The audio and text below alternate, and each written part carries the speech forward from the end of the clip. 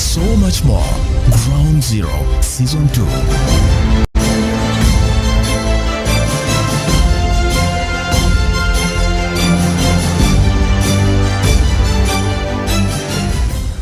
Hello dear listener, welcome to UBC Ground Zero. Ampaire Amon Ortega is my name, and I welcome you for those who have just joined us.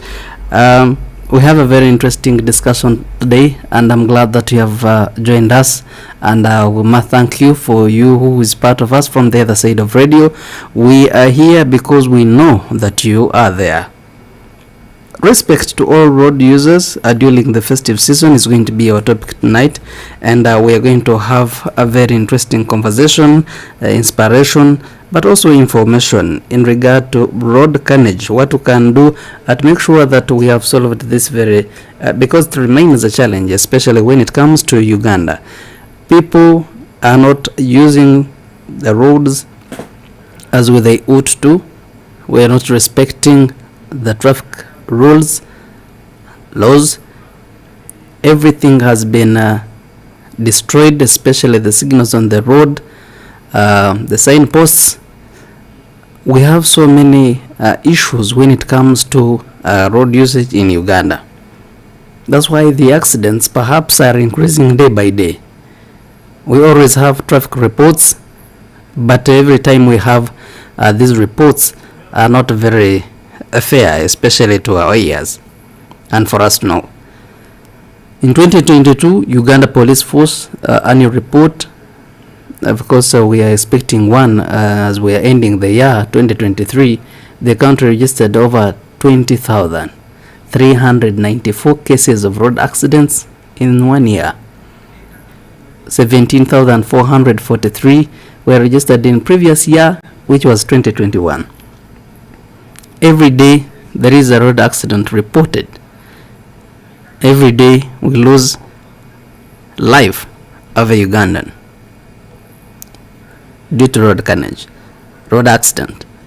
We have put together strong minds to discuss this very important topic today in UBC Ground Zero, and these are people who are responsible for road accidents. Not that they cause accidents, but they are responsible in solving the issues that come along with road accidents. These are the people we always run to when we have such cases, or these are the people you are supposed to run to when you have the accidents, or you have to report anything to do with accidents. It is a privilege having you SP Bruce K. Oinebe, who is the regional traffic officer coming from Kampala Metropolitan North. Warm welcome to this edition of UBC Ground Zero. Thank you so much. UBC Ground Zero listeners, thank you for being on air, and UBC, thank you for inviting us. Interesting. These are the people that are responsible for ensuring that we observe traffic rules and traffic laws, especially when we are using the road. But also, when we have issues to do with accidents, we always run to another group of people who are the health workers, run to health facilities, especially those that are nearby you, or the others which are well established and facilitated. And in the studios we have Maria N. Nkalubo, who is the Principal Operations Officer, Emergency Medical Services Department, coming from the Ministry of Health. A warm welcome to this edition of Ground Zero. And hoping to share quite a lot as regards the burden of road safety. Interesting. There is another important group we recommend sensitizing and making the people of Uganda be aware of what the road accidents can cause and how this problem has affected this country. And this is none other than Achiti Charles, who is the chairman, Uganda Passenger and Pedestrian Association. I'm glad of the work you're doing, and welcome to UBC Ground Zero. Thank you very much, UBC, for hosting us again. We have been here on this radio some years ago, and I'm glad again today here. Like you have said, I am the chairperson of an organization called UPAPA, Uganda Passengers and Pedestrian Association, a non-profit making NGO that deals in road safety training and sensitization. Thank you very much, listeners. Interesting. Our dear listener, you've heard from my panelists in the studios of UBC how strong or relevant they are in terms of this topic that we're going to discuss today. Respect to all road users during this festive season. It is always in the end of the year when we are going to celebrate. Most Christians, as you know, Uganda is one of the countries that believe in Christianity, and also it happens to be the time when we are all going for our holidays, rush hour. We're all rushing to reach home, but in that rush, it is during festive season that we register so many cases of road accidents. As I give you the statistics of last year, I would love to have or to hear from the horse's mouth. Now that we have a senior traffic officer in the studios, we are glad to learn and to hear from you, especially the situation, the status, the statistics of road accidents currently, and also if you can bring us back how we've been performing in trying to reduce this problem. Welcome on the show again, Afande Broske in everyone. Thank you so much, Sam Peter. I thank you for the background that you gave us, the statistics that you gave us. It is true that aside from malaria, Maria is going to tell us more. The road accidents are claiming very many people. It's the number 2 killer in Uganda. It's true that every single day we lose at least 10 to 12 people on a daily basis in this country. Last week alone, in 7 days, we lost 63 Ugandans. 352 of them were seriously injured. Most of them, their legs, their arms were broken.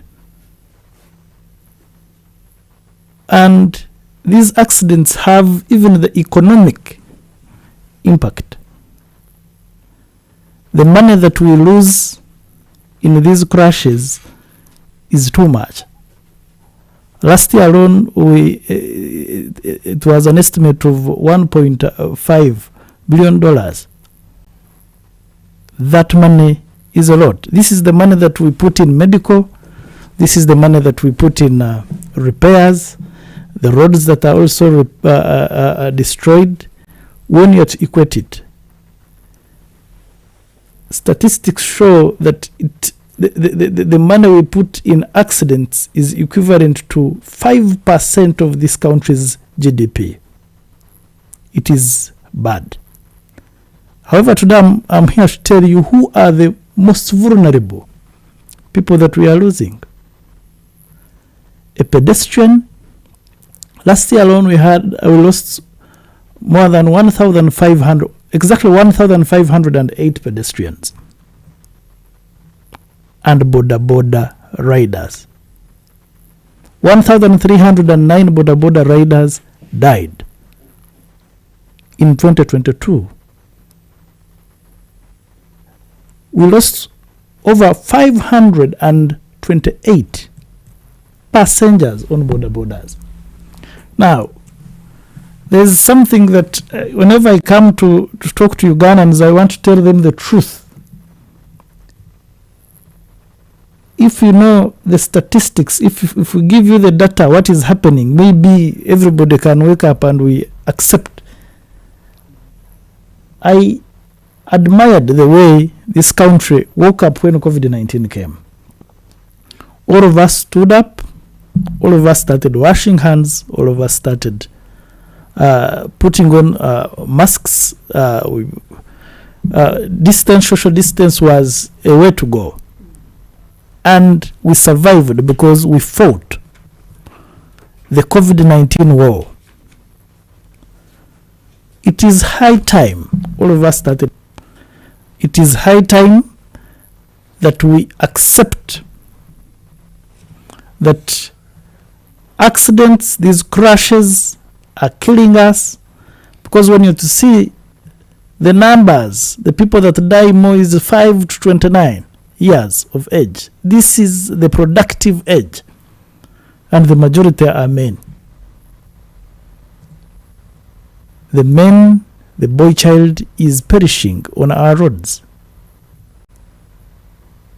As traffic police, we said, let us put more energy on these, on the leading cause. We noticed that a border rider, almost 75% of all accidents that happen, there's a border involved. Earlier this year, we embarked on sensitization. Yes, sensitization, community policing has been on for more than 20 years, but this time we targeted borders. We said, because studies show that only 6% of the border riders own driving licenses. A person will go, do his farming, sell his tea or sell his sugar cane, get 6 million shillings, buys a border and goes he's on the road. 2 days later, the man dies. Or kills someone. Now, we said we cannot keep and fold our hands and we let these people die. For us, we do more of enforcement. That is our mandate. Yes, education is there, community sensitization, but the mandate of enforcement of traffic laws, when you look at the border regulation of 2016, it tells you what a border rider should have. We said every border rider should get a reflector jacket. That was the first phase of the operation. In Kampala, we saw at least 75% of them putting on reflector jackets. We said every border rider must wear a crash helmet. We saw people responding positively. Regulation also tells you that the passenger on a motorcycle is supposed to wear a safety helmet. Now, we still have a very big challenge in that. All right, I'll get back to you, Afande, for those regulations and how far we have gone in implementing them to save the lives of the people, but also save the economy. As you said, 5% of our GDP is put or spent on road accidents. Allow me bring in the healthy worker. When we have or experience road accidents, we always run to them. Malia, welcome again. And you can give us also from your side, share your story, how you've been affected when it comes to road carnage. Thank you so much, Amon and our listeners. Definitely what we need to understand is road crashes are a serious global health challenge, not just a local challenge, but a health challenge, but as well an economic challenge, because whatever impacts the budget and the expenditure of the health sector definitely touches the economy at large. Now, you are aware, listeners, and our host, that we've just launched the Global Status Report on Road Safety that is spearheaded by World Health Organization. And you're also aware, I'm glad we're being hosted today, that this is a Road Week, and these are one of the moves towards, opening the eyes of everyone else, every Ugandan, every African, and everyone, wherever they are in the world, to understand the burden. Now, in the perspective of the health sector, first I will refer to the global statistics that we have currently. Status report on road safety that we have just launched under the stewardship of WHO, that the world loses 1.19 million people. That is per the 2023 report, and that data is for 2021. In addition to that, of course, that translates to the estimate figure that was given to us for 2021, which is 7,315 Ugandans lost on the roads every year. What does that translate to? It translates, the global figure translates to a loss of 3,200 people every day. Then when it comes to a daily basis, it means we, for especially low middle income countries where Uganda falls, we lose between 9 to 10 people every day in low middle income countries. In Uganda, because definitely Uganda is a low middle income country or low income country, though our president is working hard to get us to a low middle income status. So you've already heard from my brother, we are losing between 10 to 12 people. We're actually above the estimate of the numbers of people lost every day globally as a country. Coming down to the case fatality rate, because I want us to understand the background before we get. We are worse. We are worse as a country, as a region. When you look at the case fatality rate globally, it is 15 per 100,000 people that succumb to road traffic deaths. Now in Africa, Africa takes the biggest share for case fatality. It is at 19 per 100,000 population, above the global rate. Now in Uganda, we are at 16 per 100,000 population as per that report. What does it mean? It also means that low middle income countries where Uganda is falling lose or have a share of 92% deaths. 92% deaths. That is Africa, the African region. It doesn't surprise us to hear the figures that have been provided by my brother from Uganda Police. And you can imagine, Africa loses 92% of the global deaths on due to road crashes, and yet we have only 1% of the global road vehicles. So Africa, as a region, we have a share of 1% of the road vehicles, and yet we are losing 92%. We have a share of 92% deaths on the roads. That is very, very alarming. And don't forget, Uganda is basically within the low middle income countries, like I've also told you. So it also means that the risk of death in Uganda or Africa is 3 times higher. 3 times higher than in any other place. So the moment you get on the road, your risk of death while on the road is 3 times higher than it would be in other regions outside Africa. The report also indicated there's a 5% reduction.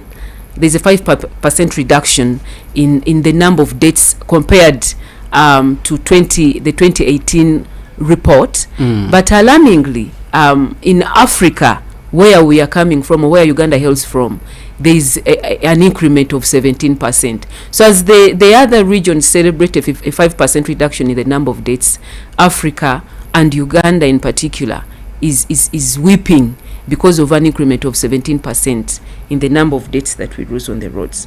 So that alone gives you a picture of what exactly is happening in Africa and in Uganda, because now we're a global village. What happens elsewhere definitely affects us here.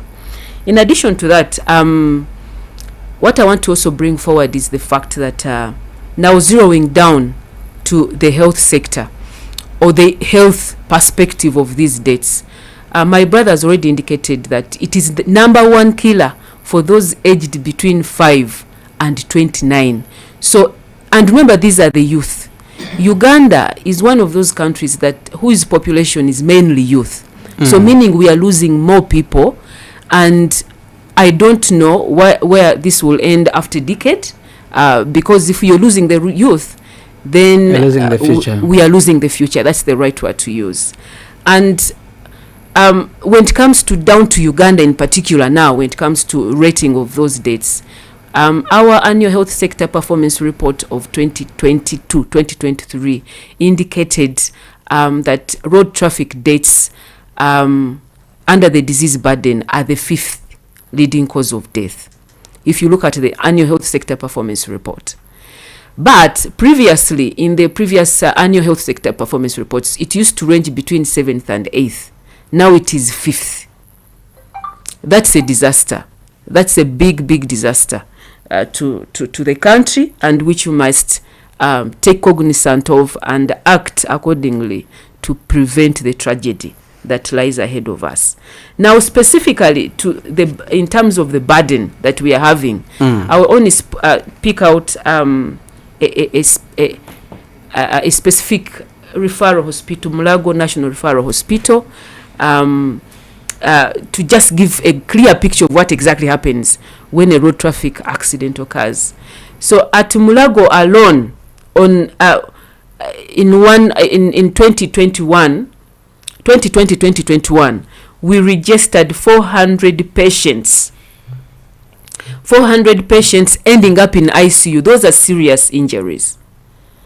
Those are very serious injuries, not just any other injuries. For minor injuries are exclusive. So just 400 patients. When I'm talking about those ending up in ICU, I'm going to show you the economic burden that comes along with those that end up in the ICU.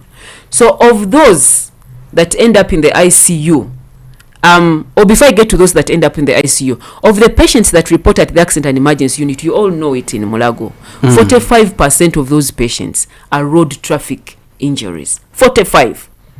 Remember, we have all these other emergencies. Or have been referred from the regional hospitals or within Kampala? Within Kampala, and referrals, because they end up at the accident and emergency unit. That's the first point of entry. 45% of them, looking at the disease burden of Uganda, pneumonia, non-communicable diseases and communicable diseases, but just picking out road traffic injuries, they are accounting for 45% of the patients. That's a big number.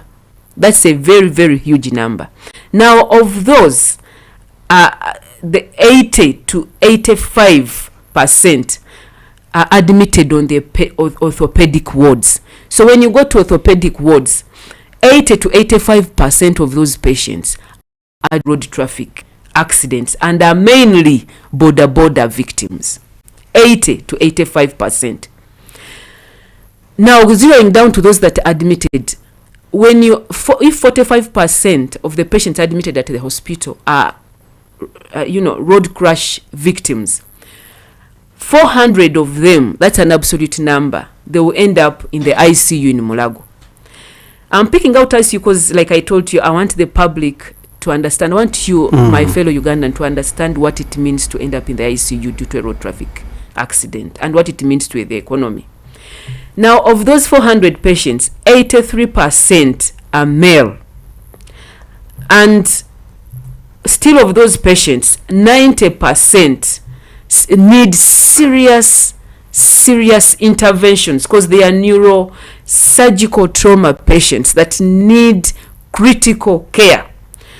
I'm emphasizing critical care because it has a lot that it comes along with. And yet, for those that need critical care, the 90% that I'm talking about are still border victims.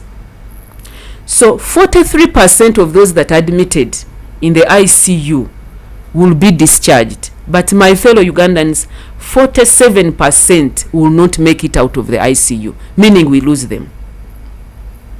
So in terms of the pocket, in terms of finances, what does it translate to? It translates to the fact that now a single patient admitted in that accident and emergency unit in Mulago, fellow Ugandans, I want you to hear as you use the roads that we have.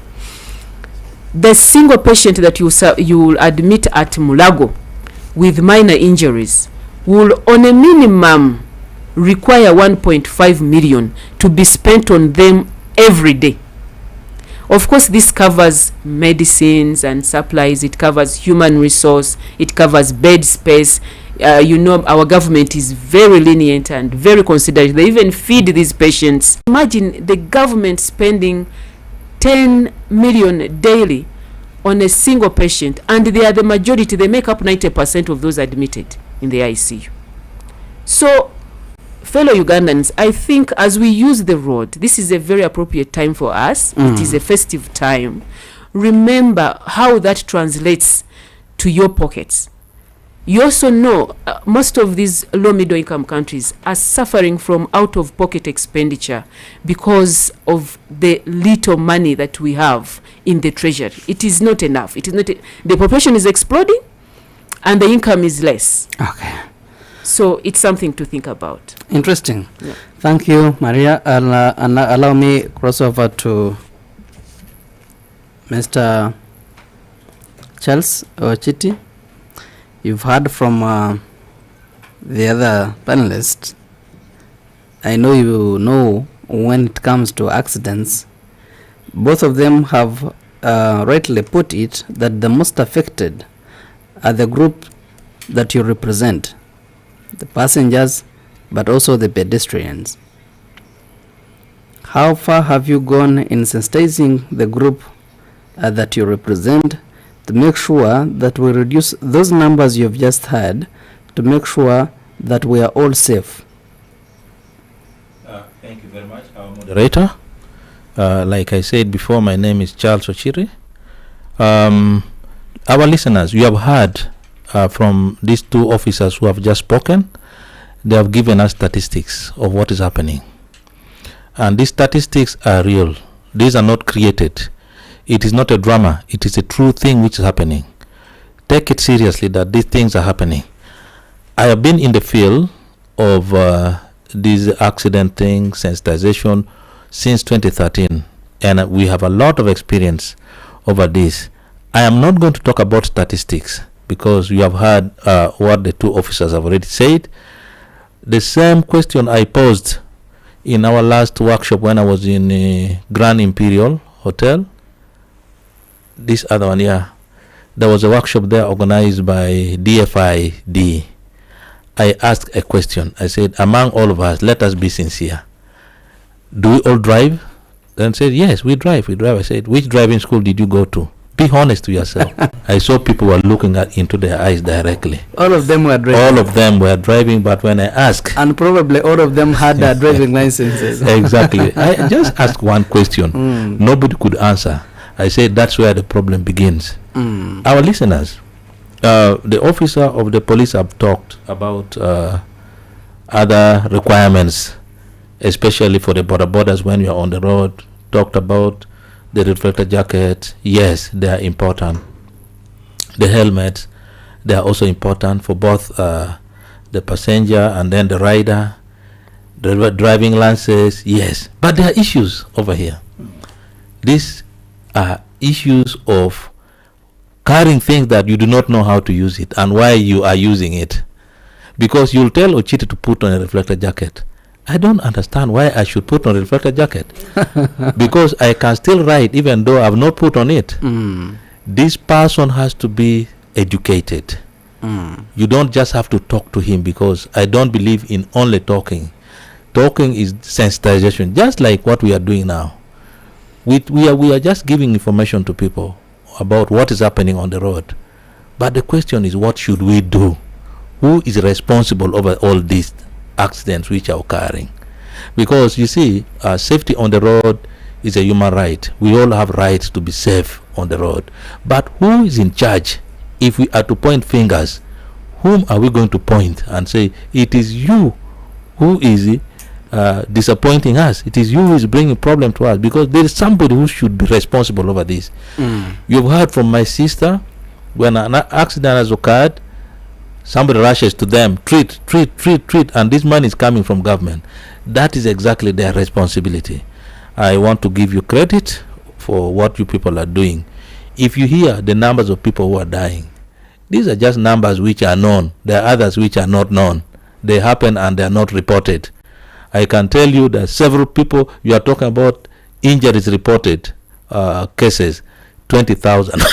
I can tell you, this number can double because there are many cases which are not reported.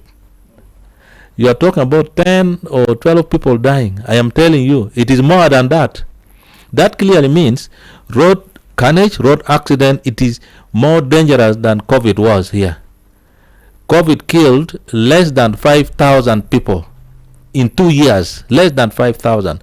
But government put a lot of initiative in this, especially our president. I want to thank our president for putting a lot of emphasis on the COVID issue.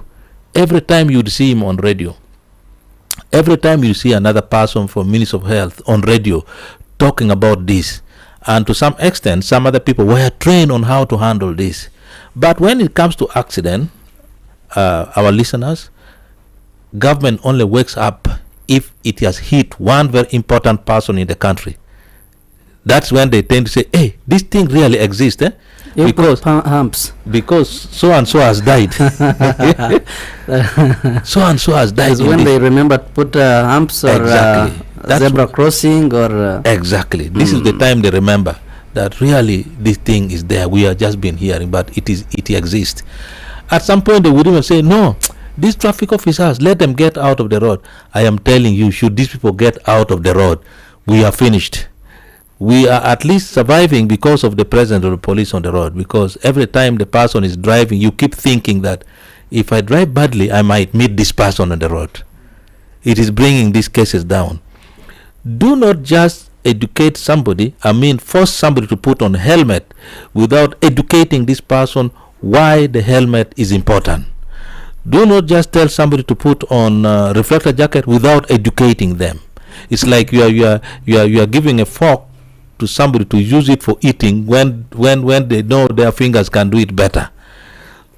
And then the driving license issues. This is a big problem in our country. I can tell you on the road, especially among the border borders, I'm happy to hear from our officer that only 6% of border borders has got driving licenses. But I can tell you, out of the 6%, if you ask where they went, meaning 94. Yes, if you still ask lacking exactly, if you the ask where, skills and the license. correct, just ask where this person was trained. He will look into your eyes and right away. The so-called instructors themselves needs to be educated. They equally did not go to any school to train on how to train the trainees, the trainers. You get the point? I went to Lira when we were doing some training there. Do you know there's a very powerful officer there by the names of Okui, the regional traffic officer in they call it North Kyoga, said, I want to see all the instructors here in this training. And when they came, we started interacting with them. I discovered that they do not know anything completely. That's where our problem lies. A person shows you a permit, I have it. But when you ask detail about the permit, how this person got, they don't know. Our problem now lies in the hands of who is responsible over this? Who is responsible over the death of Ugandans? Number one, corruption. Corruption is number one because we do not follow the guideline given by Ministry of Works. People will only fight to get driving licenses even when they did not go to school. They just come out with their driving licenses and the next minute they're on the road. Our second problem, especially for the border borders, these microfinance organizations, which is all over now, they are there with their motorcycle to give to whoever has got money to purchase. You are given and you are on the road to be killed or to kill. This is rampant in northern Uganda. I don't know if it is the case in Kampala also, but it is in existence. Right. Now, for me, I want to talk now about the solution. What are the solutions now? For us, we went straight away now on the road to train, not to sensitize. We went to Lango region. We trained several of them. I can tell you, if I say we trained 2,000, that is just a very small number because the border borders in Lango region, there are over 20,000. We went to Arua where there was a ward left there. They call it Senke ward. When you go there, you see something that you should not have seen. Accident. Very many young people with the legs hanging up because it is broken. But when we stayed there for 2 weeks, together with our police officer, I want to thank the police traffic department especially, who have been working with us tirelessly without even giving them money. It's voluntary. We have been working voluntarily. After 2 weeks, that Senke ward was closed. I'm very proud about it. Very proud about the officers who participated together with us wherever we have been. And that is exactly what I want to emphasize on. We went to Albertine. We went to Acholi sub-region. I have got videos. If we have time, we'll see those videos, what we did. All right. And if government could invest some little money in this kind of program, I can tell you the money they are spending for treating people in Mulago will drastically reduce. This is my suggestion, that we really need to go down. And I'm going to share with the officer here before I leave and see how best we can begin doing it in the central here. Okay. Yes, thank you. Thank you, Charles. The people of Uganda, especially those who are following us on this very important edition of UBC Ground Zero. We are live on 4 radio stations covering the entire country. We are on UBC Radio. If you are in Kampala, we are 98.0 FM. If you're in Arua, we are 97.4 FM. If you're in Lida, we are 99.4 FM. And we also live on another radio station in eastern Uganda called Butebo, UBC Butebo Radio. If you're in Mbale, we are 96.9 FM. If you're in Soroti, we are 98.4 FM. If you're in Arua, we are 95.5 FM. We also live on another radio station in West Nile called UBC West Nile on 98.0 FM, and we're also live and clear on another radio station, UBC Magic 100 FM. But in case you want to see my guests or watch them live, you go to YouTube and just type in UBC Ground Zero, and you'll be able to follow this conversation, but also be watching this discussion live on YouTube. You're going to be part of us in this discussion in case you want to participate on 0776 511 426, or you send your messages on 0701 24 26 47. The number to call is 0776 511 426. I'm getting your calls later on after this second bunch of discussion, and I would love to start with you, Afande. Charles has said that there must be someone or an institution that is responsible for accidents in this country, and to my understanding, what comes into my mind is Uganda Police Force, and to be specific, Uganda Traffic Police. Is it true that you could be responsible for the increase or decrease of road accident cases in this country? And what have you been able to do? They did not point out that it is traffic. Thank you so much, Amon. There are 4 factors that we must appreciate. If we do not appreciate these 4 things that I'm going to tell you, then we are going to continue dying. They call them the 4 E's. Education. Education that Mr. Ochiti has talked about. That's where the driving schools fall. However, we need to also think about the psychology of a human being. And we attack this human being at a tender age. What do we tell our children about traffic safety from the age of 3? What are the schools doing? Whenever you go to that church, what is the clergy saying about traffic safety? In higher institutions, in markets, because even as the adults, he has said it when he asked people how many of us drive, and everybody put up the hand, and how many of us went to driving school, nobody put up the hand. How did we get our licenses? Number 2, enforcement. Enforcement, that is where I fall. Where you come in? We have the high risk factors in enforcement. We have seen people dying on the road because of drink drive. alcohol is killing people. What have we done? What are we doing? Where did you stop our Kawunyamu? Kawunyamu is here. We started it. COVID-19 had stopped it, but in mid this year, Ministry of Health gave us a green light.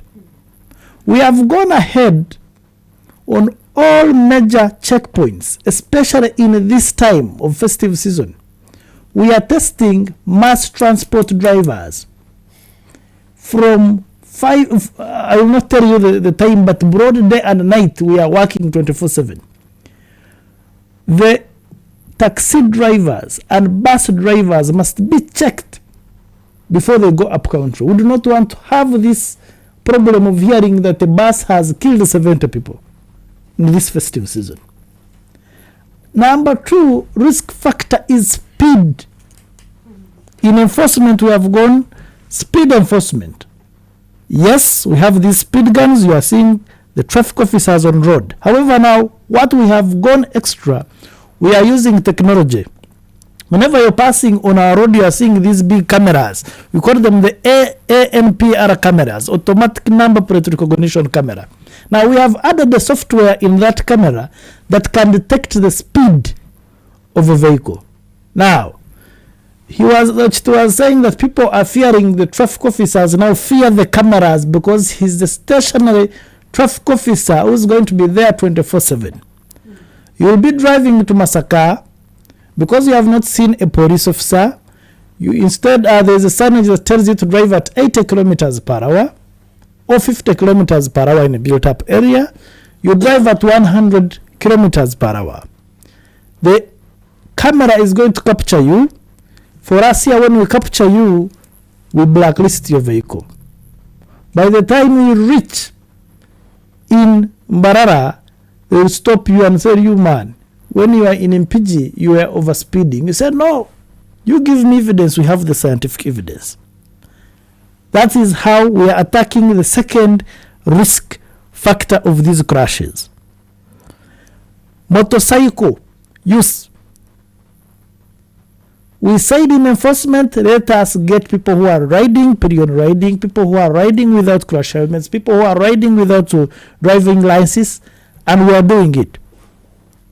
I want to report to Uganda that since this year began, more than 10,000 riders have gotten driving licenses.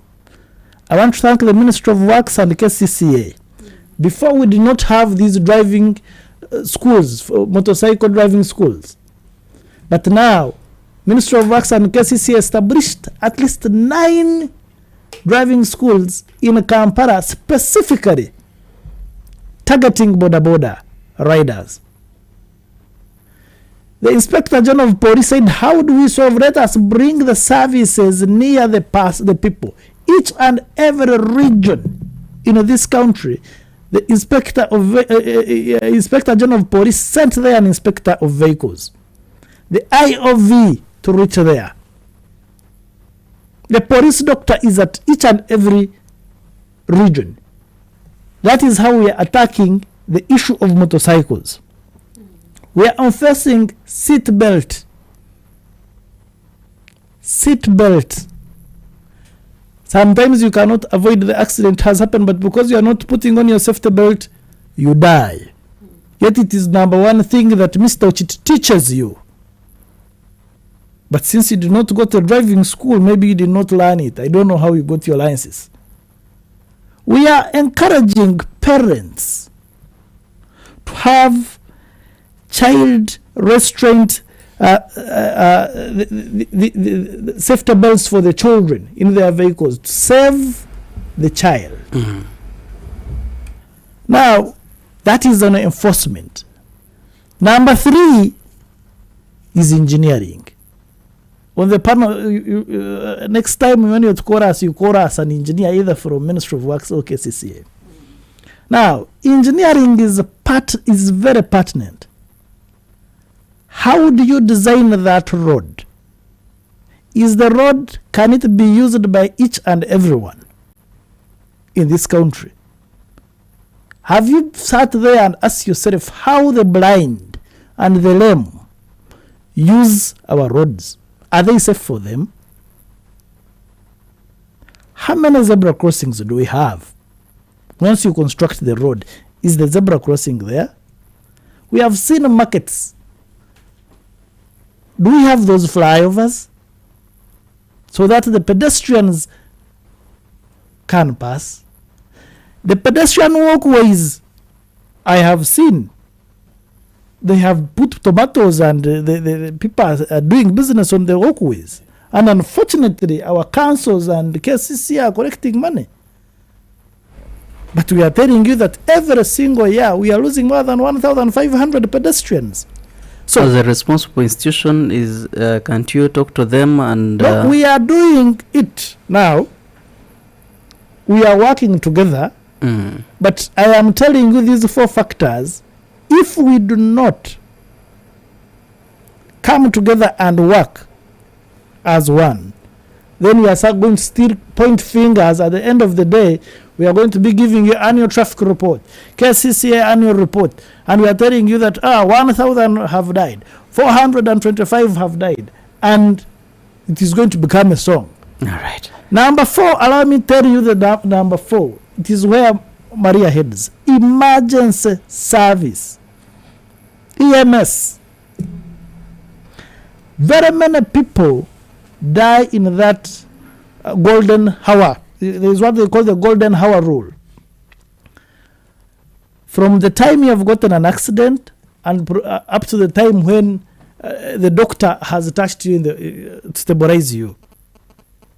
When you look at the number of the emergency vehicles that we have in this in the country, they are not so many.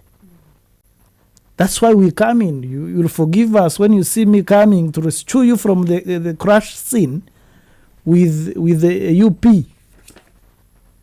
With the UP, I put you behind. And emergency also goes with training, first aid training. Can we teach each and every Uganda how to give the first help to a victim? I thank you. Interesting. Afande, thank you so much. I see messages coming from the other side of radio, those especially who are part of us. John Jones, Muyombi, and Mark from Naguru. I'll keep this message. Keep your messages coming in. We are going to be reading them later on, and when we'll be receiving calls. The most affected also are mothers and children, as Afande rightly put it. Maria, if you can give a piece of advice to the mothers outside there, especially who are using public means, and I believe that the most affected. You find a mother carrying 3 to 4 children, is also breastfeeding, and he has to keep a keen eye on the children amidst our transport system. Someone says, I see some message says our transport system is rotten, but I would not love to use that word. Maria. Thank you so much, Imon, and dear listeners across the country. Before I give in a piece of advice, I want to commend the government of Uganda for the job well done. Of course, we need to give credit where it is due. Much as we still have a long way. And I also want to remind fellow Ugandans that this is a journey. We are not walking alone. It's a journey we are walking together with our fellow Africans. We are all in this journey of struggling to see that we build our respective nations in a way that saves every single person that thrives in them. So we are proud of our country, and we know we are yet to achieve what the president has set out to achieve for this country. For example, before I get to the piece of advice, Amon, just give me a second. I want to really bring out what this country has done with the stewardship of our president. Number one, they have earmarked, the president himself, chairing the cabinet, signed, endorsed the National Emergency Medical Services Policy in this country, meaning the country and its political leadership plus the technical leadership is, let me call it, at least you can see there is political will. there is a prioritization of the sector, much as we are having a grappling economy. But there's some degree of, care. It's not a laissez-faire. That's what Ugandans should remember. In signing the national or endorsing the National Emergency Medical Services Policy is what is guiding the different interventions that the country is now embarking on to improve post-crash response. Post-crash response is the responsibility of the Ministry of Health under the UN decade of road safety. And remember, we're in the second decade of action for road safety. So Ministry of Health is entirely in charge of that. And I'm glad and grateful to the President for having endorsed the National Emergency Medical Services Policy, on which we are riding as a sector to improve that particular area. Mention number 1. We are training community first responders. Of course, it's a drop in an ocean. It is work in progress with support from our different stakeholders and partners. And my brother here, who is going to speak after me from the civil society, part, is doing a good job. He's not doing it out of, the blue. He's guided by the policy framework that we have in this country to say that we sensitize and educate. But also on the part of first aid, we're also riding on civil society and government institutions to train. Of course, we are calling upon government to further prioritize this area, because once you train the public in first aid, then you are assured of a change in attitude. Those that were thinking of robbing victims of road traffic injuries, they will then prioritize and think about life before they pick someone's purse. Even if someone is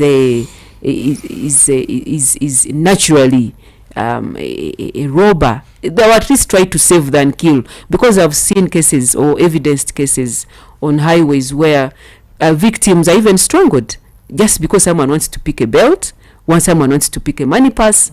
So as this person gasps for air, this person prefers to terminate their life so they can pick what they have to pick, and they're permanently there. That one we know, we have tried to investigate, waiting for a road crash and the gushing to steal. So we know first aid can change a lot, so we are calling upon government to come in and add on what we are doing, plus the civil society. We also want to thank government, Amon, and dear listeners. You cannot establish a pre-hospital care system without a communication system, just like those that have traveled have seen in other countries. We need a situation, for example, where you, Amon, you're on the road, you're injured, and the person is bystander is able to pick a phone call without being charged, and you access an ambulance wherever you are to be picked and taken to hospital.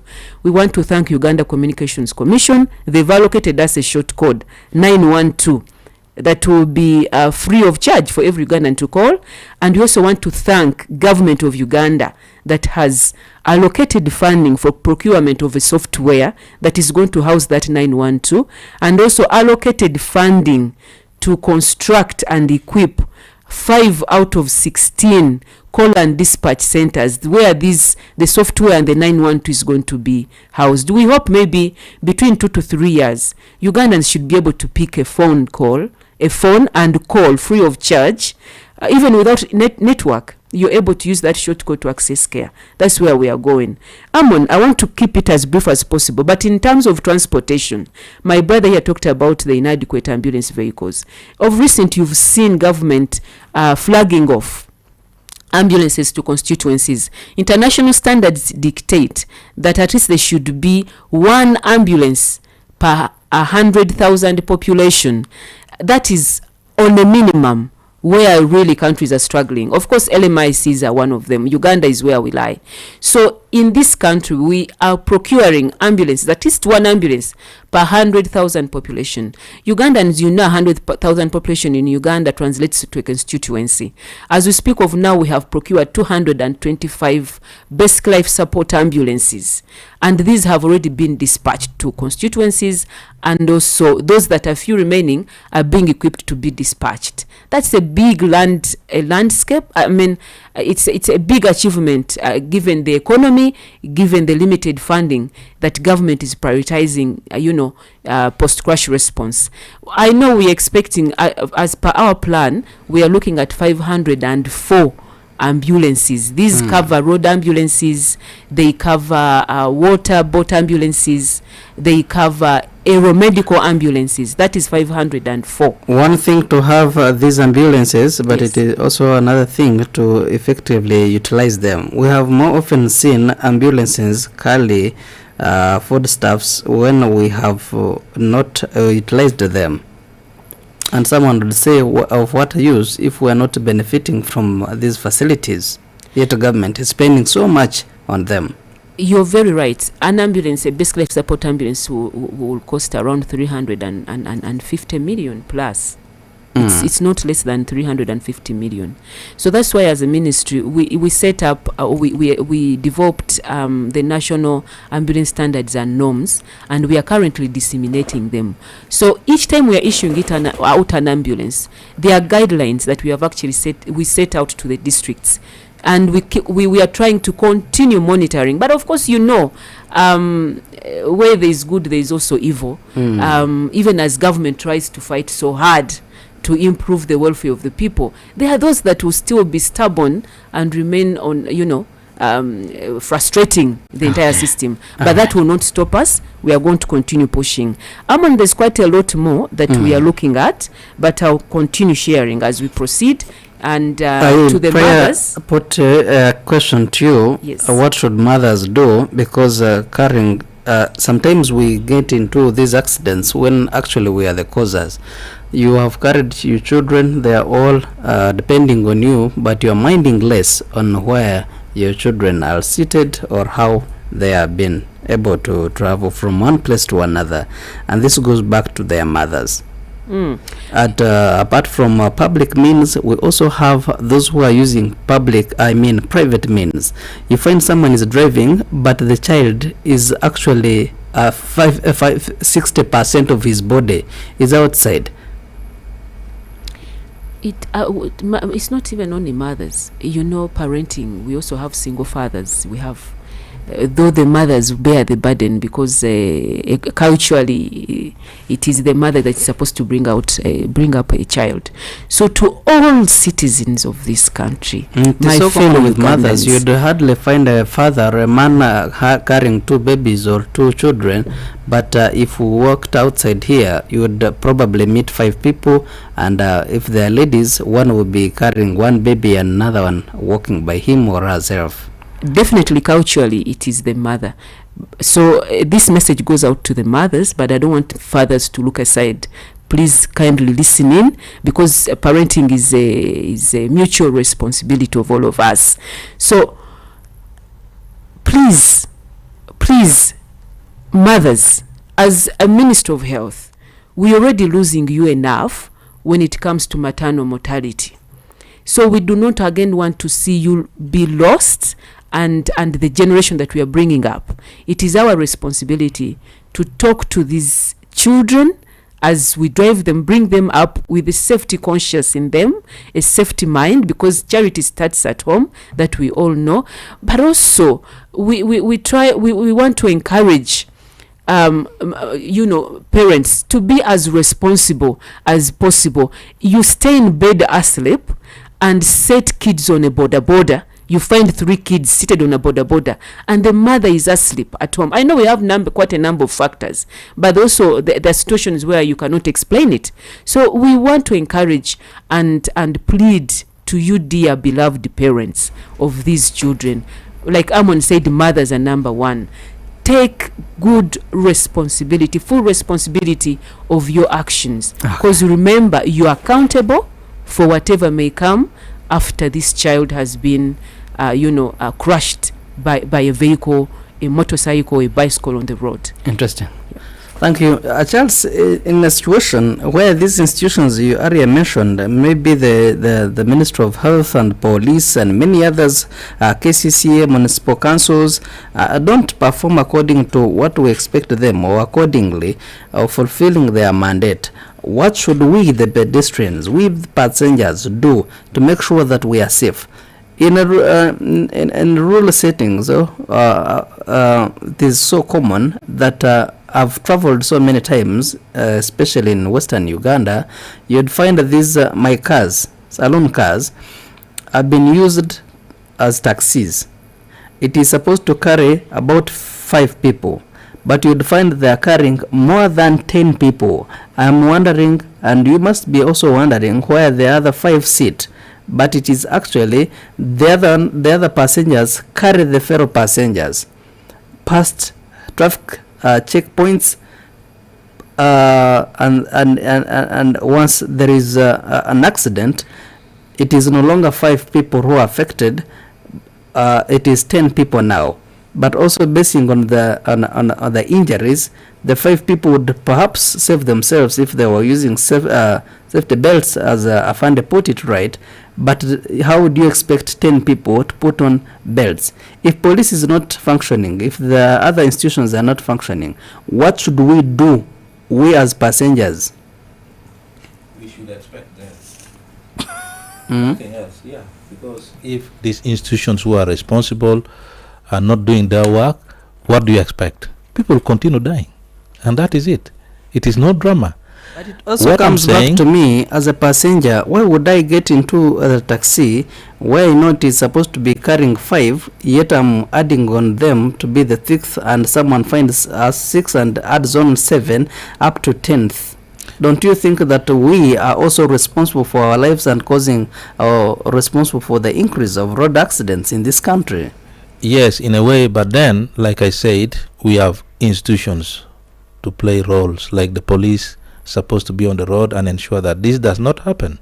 Because if I were a police officer, should I find an excess person, I'll arrest that one who is excess, not even the driver, so that they get to learn that if I am found seated as an excess person, I will be responsible. You arrest that one who is excess. Say, why are you seated where there are no seats? Because the driver could have done what they did because they needed money. But next time this begins to circulate among the passengers, that if you sit excess, it is you who is going to be arrested. But there are situations where the drivers get away with it. They know how they play the game. They know the shortcuts. Yeah, they know the shortcuts, and the passengers continues. That has never happened in a vehicle where I sit.